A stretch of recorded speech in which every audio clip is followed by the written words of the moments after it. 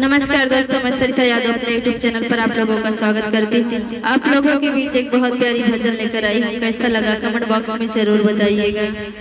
यदि नाथ का नाम दयानिधि है तो दया भी करेंगे कभी न कभी। यदि नाथ का नाम दयानिधि है तो दया भी करेंगे कभी न कभी।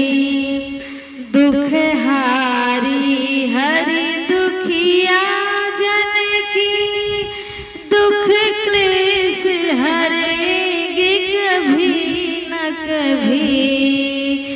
दुख हारी हरि दुखिया जन की दुख क्लेश हरेंगे कभी न कभी।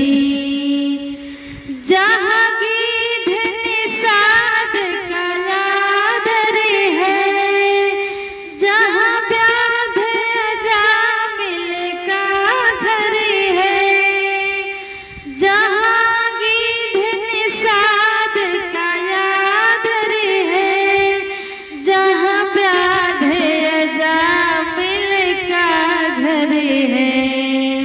वही भेष बदल के उस घर में हम जा ठहरेंगे कभी न कभी।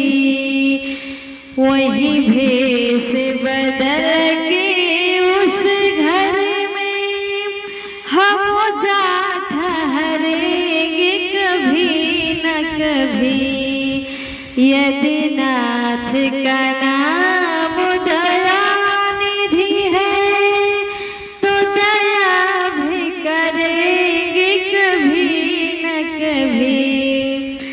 जिस अंग की शोभा सुहावनी है, जिस श्यामल रंग में ही मोहिनी है, जिस अंग की शोभा सुहावनी है, जिस श्यामल रंग में मोहनी है, उस रूप सुधा से नैयों की दृगपाल भरेंगे कभी न कभी।